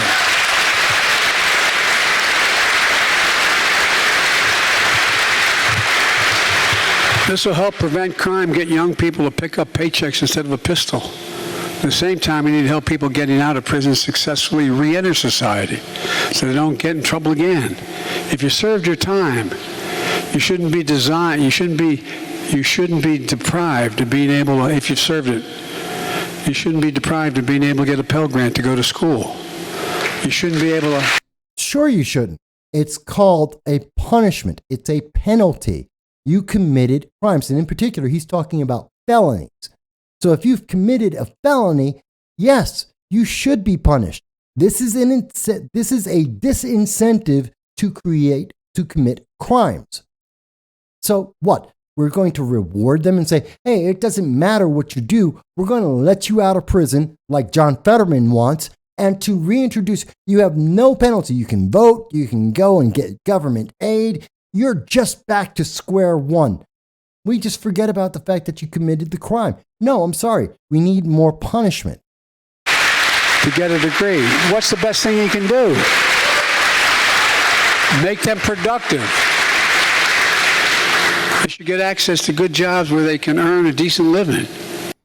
Then that doesn't necessarily mean go to college. How many college students are sitting around right now working in retail, that can't get a job in whatever degree they have. And we have so many kids getting degrees in useless fields like African studies or lesbian studies or intersectionality.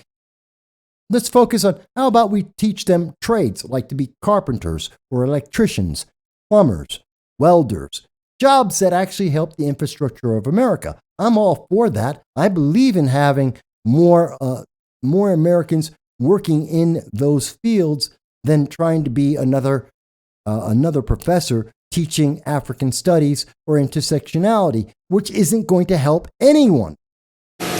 All these steps will prevent crime, not increase it.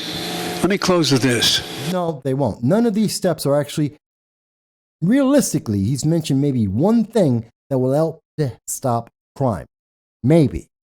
One out of the entire list, and we're spending billions on this whole package that he's put together, and it's not effective.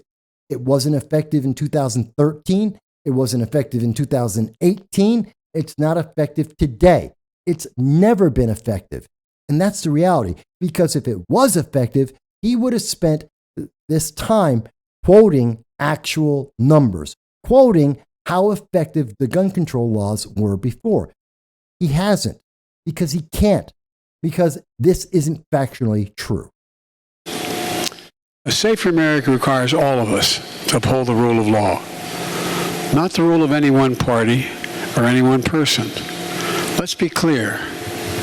You hear some of my friends in the other team talking about political violence and how it's necessary. No, the only people who've said that political violence is necessary is Maxine Waters, it's Alexandria Ocasio-Cortez, it's Patrice Cullors. The people who have said or have excused and have pushed having violence, Nancy Pelosi, they have said that. They have talked about violence, not the right. We're not the ones telling people to go out and protest and destroy cities and to attack people. The left has said that. The progressives have said that. But that's not coming from the right. Please be honest when you're saying these things. And we have the video evidence from Maxine Waters, Nancy Pelosi, Alexandria Ocasio-Cortez, Cori Bush. We have the evidence of these individuals promoting violence. Please try to be honest at least once throughout this entire discussion. Think about this now. Did any of you think, even as old as I am, you've ever been in an election where we talk about it's appropriate to use force, political violence in America? Who actually said that? Who actually said, I'm really, really interested. Who has said that you should use violence in terms of politics in America? I've just mentioned several people. Again, Maxine Waters, Nancy Pelosi, the squad. They've said that. Who has said from the Republican side that violence is necessary? Who said that? Please quote the person.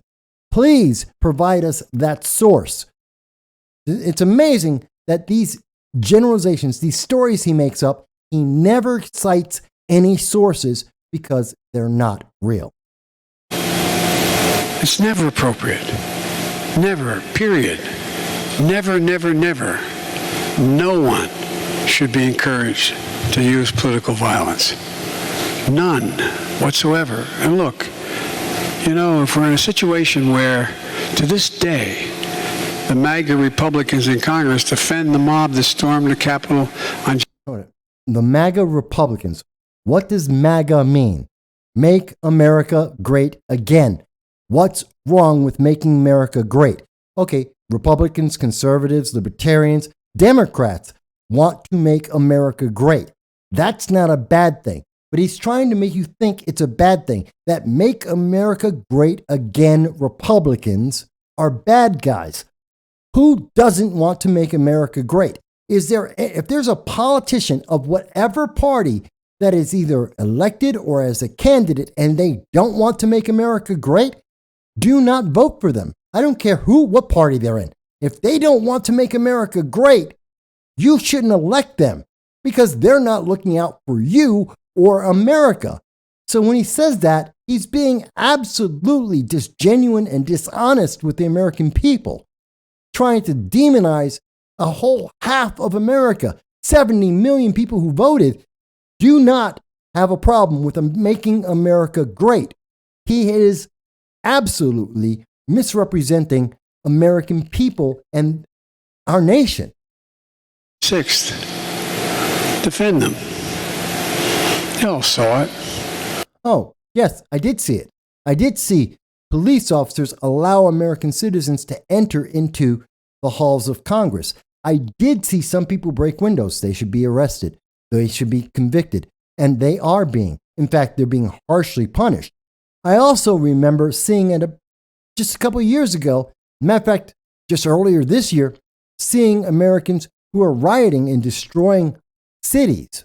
I saw them kill people like David Dorn or Jessica Dottie Whitaker, an 8-year-old child in Atlanta, children in Seattle.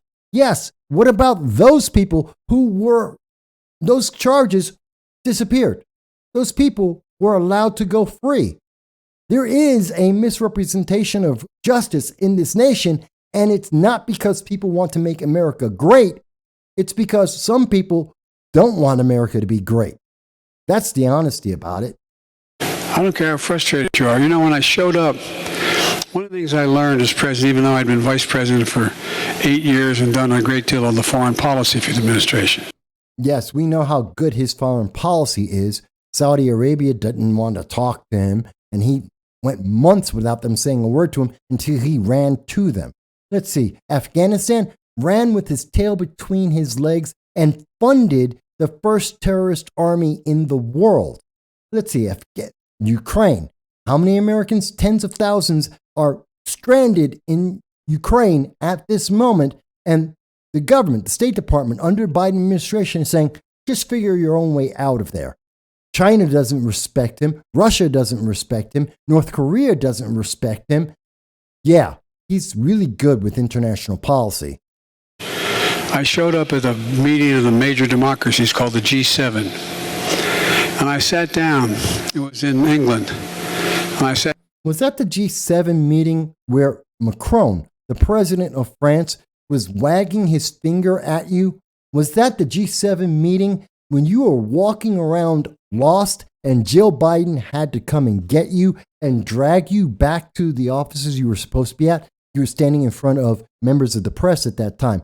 Was that the G7 meeting where you were talking and you said that you would tell Vladimir Putin to his face that he was a killer and instead you backed down? Is that the G7 meeting that you're talking about?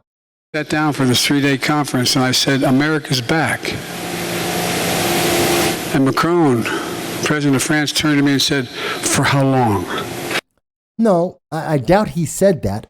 And I don't recall that being the quote coming out of that meeting. In fact, people were talking about whether or not you were awake for the meeting and if you knew what you were talking about during that meeting. Some of us actually remember the political details from more than 3 months ago.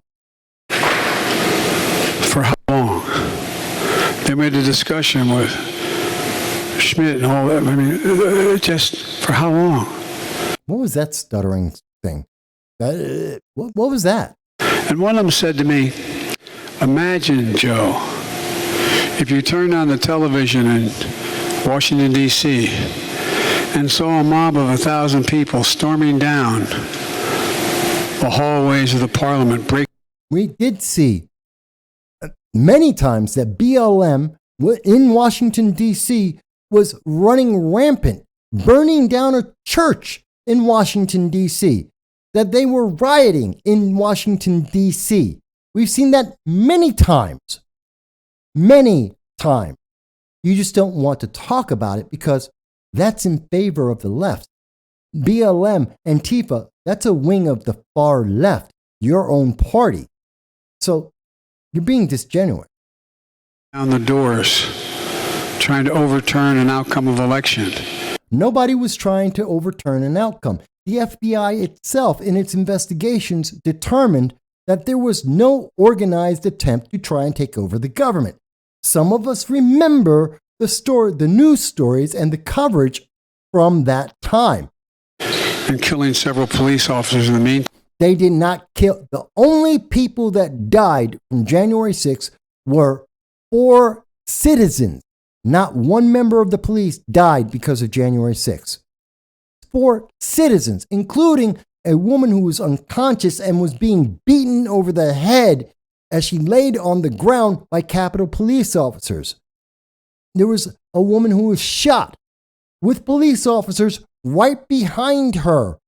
She was targeted specifically and shot specifically, even though police officers just 15 seconds earlier had been coming into the room to control it. No police officers died because of January 6th. There's just no proof of that. That is a lie. Time. Imagine what you'd think. You'd have to imagine it because it's not true. Think about what the world saw. How about we saw what the world saw? The world has seen the Philippines get taken over. Myanmar, they have seen actual riots, like in Singapore, in Sri Lanka, in Panama. They've seen actual coups. They know the difference. America wasn't a coup. I've been in an attempted coup. I saw the tanks running down the street. I saw the military come in. That was in Moscow in 91. The world knows the difference. You're trying to fearmonger right now because the world wasn't worried about if America was about to be taken over by a coup that didn't exist. They've seen coups. This wasn't one of them. Do you ever think the United States that would happen? What I find even more incredible is the defense of it. Cops attacked and assaulted, speared with flagpoles. No one was speared with a flagpole. Sprayed with mace, stomped on, dragged, brutalized. Dragged? Brutalized? That's American citizens that were dragged and brutalized. Again, 4 of them died because of it. Police lost their lives as a result of that day. No, they didn't. Police lost their lives. No, they didn't. Suicides are not because of that day or what individuals did. A man had a heart attack, or it was a stroke. That's a medical condition. No evidence that it had anything to do with that day. No, they did not die on January 6th, and there's no proof they died because of January 6th. But there is proof that American citizens were killed by Capitol Police, several of them. One of the officers said it was worse than anything he had experienced in war in Iraq. Then he's never been in a war. There is no comparison between a riot at the Capitol and Fallujah or Kabul. There's just no comparison between the two. And anyone who tells you they're the same thing is lying. That's just not, there's an entire difference between an active fire zone and people rioting. They're just not comparable. He is so misrepresenting the facts and manipulating people's emotions because they don't know any better, because it sounds like a Hollywood script. They think this is what would happen in a movie. It's not real. Ask people who've actually served in the military and they will tell you that. So let me say this to my MAGA Republican friends in Congress. By the way, what does any of this have to do with gun control, the Bipartisan Safer Communities Act? I have no idea. It's not connected to that whatsoever, because no one was carrying guns running around trying to shoot anyone on January 6th. Didn't happen. If they were trying to commit a coup, you would think that with 165 million people who are armed in the United States, with 350 million firearms, that if they wanted to have a coup, there'd be rifles that were there. There would be people with handguns there. Didn't happen. Doesn't quite work. And if you want to talk to MAGA or Americans, again, you want to talk to Americans who believe in an America First policy, that want to make America great. That isn't a negative. You cannot take that positive away from them. Don't tell me you support law enforcement if you won't condemn what happened on the 6th. Excuse me. No one has said that the people who actually broke the glass, anyone who may have assaulted or harmed another individual, there isn't a single Republican who said that that shouldn't be prosecuted. There is a difference, though, But that doesn't mean we believe it was a coup attempt, nor does it mean that all 725 people actually beat up on. They didn't. 725 people did not assault Capitol Police. 725 people did not break windows and break the doors. That's not real. About a dozen people did that. Roughly. A dozen, maybe 2 dozen. Not the same thing as 300,000 Americans that were either in or around the Capitol building that day. Not the same thing. Please stop misrepresenting the facts. Stop with the propaganda. Don't tell me.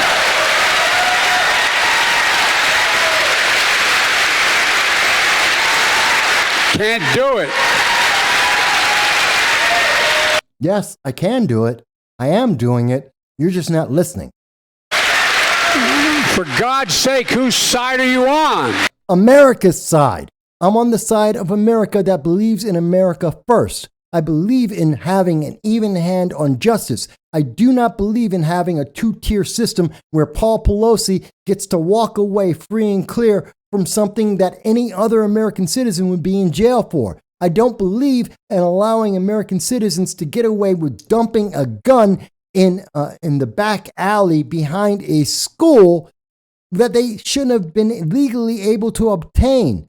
I don't believe in treating that person, Hunter Biden, different than any other American. I don't believe in the corruption of being able to use your name, Joe Biden, to be able to make $10 million because your son is selling influence with China and not having that actually investigated. I do not believe in that.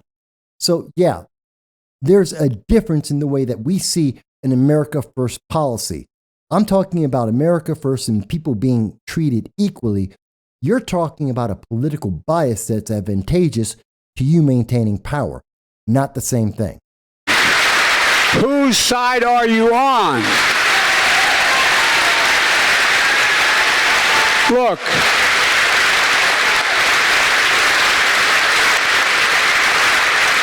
I can tell you that I'm not on the side of Joe Biden, who has actively, throughout this entire conversation, has lied to the American people on actual empirical facts that we have data on.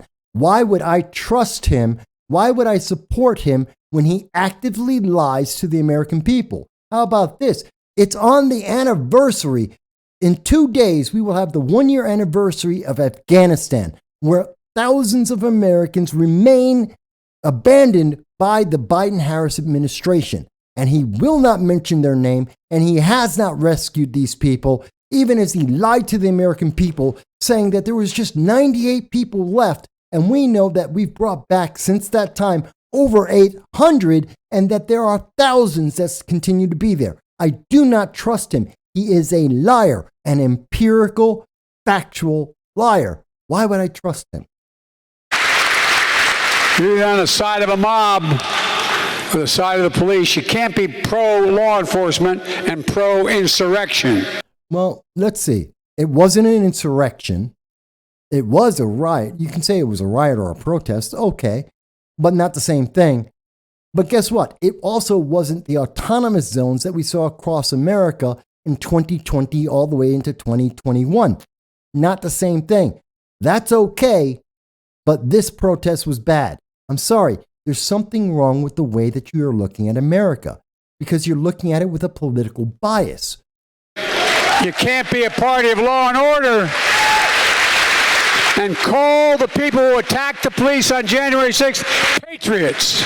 I didn't. I'm calling the other 300,000 people who were there who did not attack the police, who did not destroy the property. They are patriots. The guys who actually broke the property or attacked the police, those are criminals and they should be prosecuted. No one on the right, no conservative that I am aware of anywhere has said otherwise. You are misrepresenting the facts. But let's be very clear. The same people who are saying defund the police, who say reimagine the police, who are looking for community policing and social workers, are the very same people who also said that Antifa is a myth. They're the same people who said that it was okay to have autonomous zones that violated every law in the United States to allow them to exist. They were the same people who said it's okay to have 120 days of rioting in Portland. Please get your priorities straight. You can't do it. What are we teaching our children? If you had your preference, Joe Biden, we would be teaching children critical race theory, that white people are evil and black people are victims, and the only one who can help anyone is the government itself, a handful of elites. That's what you want to teach children. That's what you've been promoting. That you've been saying that diversity is more important than character, more important than the capabilities of individuals. That's why you hired Ketanji Brown Jackson for the Supreme Court. Not because she was the best person, but because she was the right check marks. So let's remember, you have a very different view of what America is and what's good for America than just about anyone else. It's just that simple. And now it's sickening to see the new attacks on the FBI, threatening the life of law enforcement agents and their families for simply carrying out the law and doing their job. No, that's not exactly what happened. Let's be very clear here. They were doing a political attack on a political candidate that you are afraid of, very simply, because they, without getting into it in too much detail, I've talked about it in many other episodes, but very simply, they knew, the FBI already knew where the classified documents were. They had already looked over all of the classified documents twice, in January and in June. And you know what? It smacks of corruption for them to come in the third time, knowing exactly what documents existed and exactly where those documents were, and to say that they need to use the full force and weight of the power of the United States government just to discredit a potential political candidate. I'm sorry, that doesn't get the same kind of honorifics as you're trying to provide to them. No one should threaten the FBI. But at the same time, don't try and make them out to be saints when they're being sinners. Look, I want to say it as clear as I can. There's no place in this country, no place, for endangering the lives of law enforcement. Then arrest BLM. Why did you let BLM and Antifa out of jail? Why have you been allowing these criminals to go through our jails like a revolving door? Why didn't you insist that across this country, the DAs prosecute the crimes that we saw happening for over a year? No place. None, never, period. I'm opposed to defunding the police. I'm also opposed to defunding the FBI. And I'm not. That's not, you know what? I don't want to defund the police, but the FBI is corrupt. I would love to see a purge of the leadership of the FBI because they have been consistently corrupt. And we see the evidence of that over and over again in the past 2 or more years. The last 6 years, actually. Look, there's no greater responsibility for government than ensuring the safety of our people. Every parent should be able to know when their kid leaves home to go to school or just walk the street, they're going to come home safely. What does that have to do with what you were talking about with January 6th? You just jumped from January 6th to this, talking about kids being safe in schools. They're not connected. They're not the same. These are not issues that go hand in hand. You're trying to manipulate people's emotions. You just got this whole crowd riled up, and now you're jumping to another subject entirely to have a mob mentality swell in your favor. That's the technique you are using right now. We can do this. We have to do this.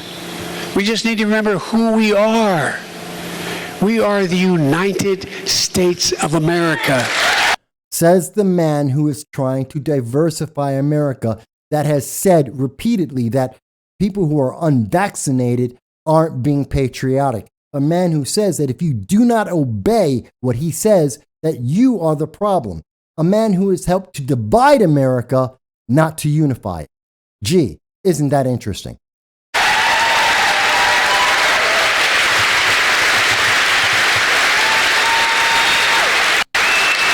And when we are united, there is not a single thing we cannot do. I agree with that. I agree that completely. But you're not a uniter, nor have you ever tried to be a uniter. You're dividing people. Remember when you told all black Americans that if they don't vote for you, they're not black? Tell me that isn't dividing people. You're not trying to unite America. You're trying to control America. And that isn't an America First ideology. That's not constitutional. That's a dictatorship. Not a single thing. I mean it. So, folks, let's remember who in God's name we are. I really mean it. We do. You don't. What our values are. We do. You don't. Our values are defined by the Constitution very often and the amendments. You don't believe in that. You have some other ideology you're following, and that's not American. What we believe. We the people. That's how our Constitution starts, the Declaration. We the people. Which includes people who do not believe the Democratic platform, that do not believe in progressive ideology, people who are not looking to be socialists. You know, you forget that, Joe. It's not about obey the government. It's about the government obey the people. Big difference. It's who we are. And by the way, no one expects politics to be a patty cake. It sometimes gets mean as hell. But the idea you turn on the television and see senior senators and congressmen saying, if such and such happens, there'll be blood in the street. That's Maxine Waters. That's Alexandria Ocasio-Cortez. That's Cori Bush, Anna Presley. Okay? That's the left. Those are Democrats you're talking about right now, not Republicans. Where the hell are we? Well, that's all I'm looking for. And folks, do me a favor. Presumptuous of me to say that. But think about doing me a favor. Please, please, elect the Attorney General of the Senate. No.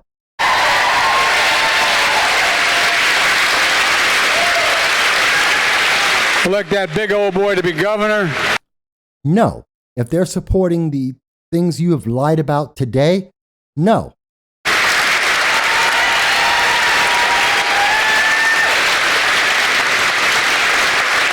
And by the way, there are a lot of really, and I mean this, I'm not being solicitous. Remember what used to be the criticism? Yes, you are being solicitous. You're asking people to vote for particular candidates. This is a campaign rally. You are being solicitous. Again, stop lying. It's obvious what you're doing. That's the whole purpose of this rally. It is to solicit votes. Why are you being disingenuous? Biden was running. Biden's too bipartisan. Biden has too many Republican friends. No, those are Democrats who said that. Only Democrats said that. Republicans said he shouldn't be president. He's not qualified. He's too old. His mind is gone. There's a lot of things Republicans and conservatives and libertarians said. It's Democrats that you're quoting right now. There's a lot of Republicans I've worked with for all the years in the Senate. I got a lot done. We respected each other.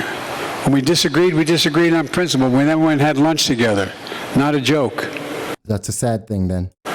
What in God's name has happened to that in the United States of America? You got elected. Obama got elected. Maxine Waters is still in office. Nancy Pelosi is in office. The squad has been elected and re-elected. That's what happened. Socialism grew in America. BLM was not punished. That's what happened to America. So, folks, let's bring it back. We can do this. God bless you all, and may God protect our troops. Thank you, thank you, thank you. All right, folks. So this has been an extended session. We've been talking about this for quite some time, in depth. Maybe you agreed with the many things that I pointed out, many of the things I talked about, many of the sources. I'll have some of them in the description. You can go to our channel and you can see many of the subjects we've been talking about for years. But what I can say about what Joe Biden has said, he lied to the American people multiple times about things that are absolutely, empirically not what he said. It's kind of sad. This was one big propaganda campaign for a couple of candidates in Pennsylvania because they're in trouble, because Democrats are looking to lose in a landslide, and they are desperate at this moment. So desperate that they're trying to buy off the American people, whether it's inflation checks or whether it's college debt. They're just trying to buy Americans because they can't show any positive outcome from what they've been doing.